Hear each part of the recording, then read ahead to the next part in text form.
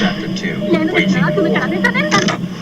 In the operations of war, where there are in the field 1,000 swift chariots, as many heavy chariots, and 100,000 mail-clad soldiers, with provisions enough to carry them 1,000 leagues, the expenditure at home and at the front, including entertainment of guests, and small items such as food and paint, and sums spent on chariots and armor, will reach the total of 1,000 ounces of silver per day.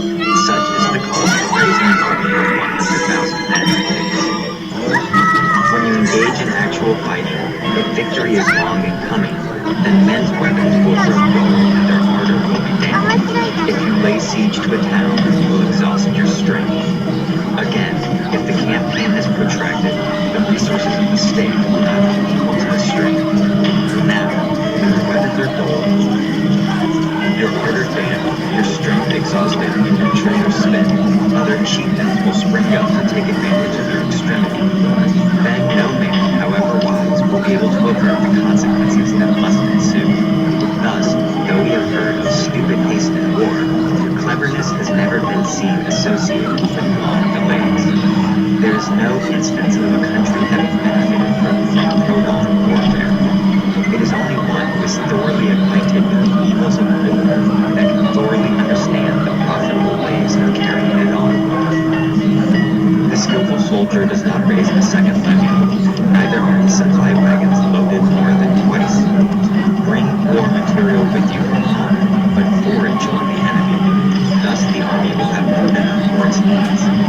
Poverty of the state, exchequer causes the army to be maintained by contributions from a distance.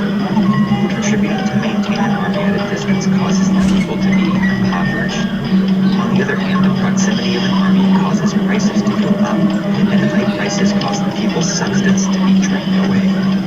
When their substance is drained away, the peasantry will be afflicted by heavy exactions.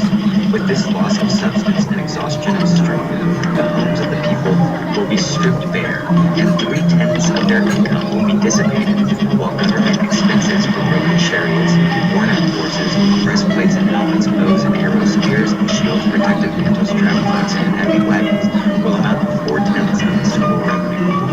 Hence, a wise general makes a point of foraging on the enemy. 1 cartload of the enemy's provisions is equivalent to 20 of one's own, and likewise a single pike of his provender is equivalent to 20 from one's own store. Now, in order to kill the enemy, our men must be roused to anger, that there may be advantage from defeating the enemy. They must have their rewards. Therefore, in chariot fighting, when 10 or more chariots have been taken, those should be rewarded who took the first. Our own flag should be substituted for those of the enemy, and the chariots mingled, used in conjunction with arms. The captured soldiers should be kindly treated and kept. This is called using the conquered foe to augment one's own strength. In war, then, let your great object be victory, not lengthy campaigns. Thus it may be known that the leader of armies is the arbiter of the people's fate, the man on whom it depends whether the nation shall be in peace or in peril. Chapter 3. Attack by Stratagem. In the practical art of war, the best thing of all is to take the enemy's country whole and intact. To shatter and destroy it is not so good. So too, it is better to recapture an army entire than to destroy it, to capture a regiment, a detachment, or a company entire than to destroy them. Hence, to fight and conquer in all your battles is not supreme excellence. Supreme excellence consists of breaking the enemy's resistance without fighting. Thus, the highest form of generalship is to balk the enemy's plans. The next best is to prevent the junction of the enemy's forces. The next in order is to attack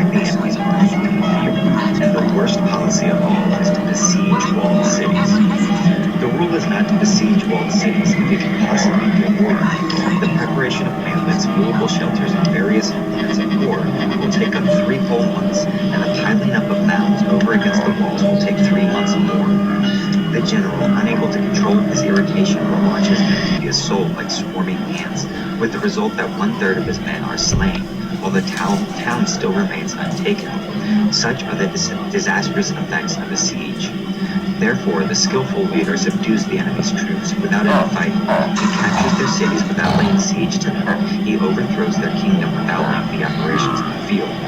With his forces intact, he will dispute the mastery of the empire, and thus, without losing a man, his triumph will be complete. This is the method of attacking by strategy. It is the rule in war, if our forces are 10 to the enemy's 1, to surround him; if 5 to 1, to attack him; if twice as numerous, to divide our army into 2. If equally matched, we can offer battle; if slightly inferior in numbers, we can avoid combat; if quite unequal every way, we can avoid fighting. Even though an obstinate fight may be made by a small force, in the end it must be captured by the larger force. Now the general is the bulwark of the state. If the bulwark is complete at all points, the state will be strong. If the bulwark is defective, the state will be weak. There are 3 ways in which a ruler can bring misfortune upon his army: by compelling the army to advance or to retreat, being ignorant of the fact that it cannot advance. This is called hobbling the army; by attempting to govern an army in the same way as he administers a kingdom, being ignorant of the conditions which obtain in an army. This causes restlessness in the soldiers' minds.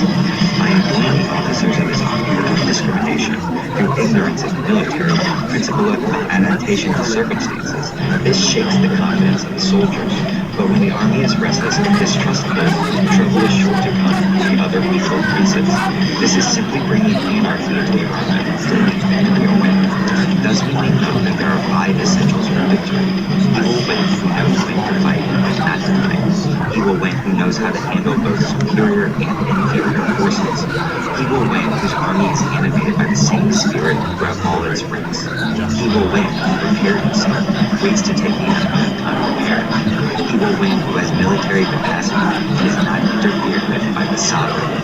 Hence the saying, if you know the enemy and know yourself, you need not fear the result of 100 battles. If you know yourself but not the enemy, for every victory gained,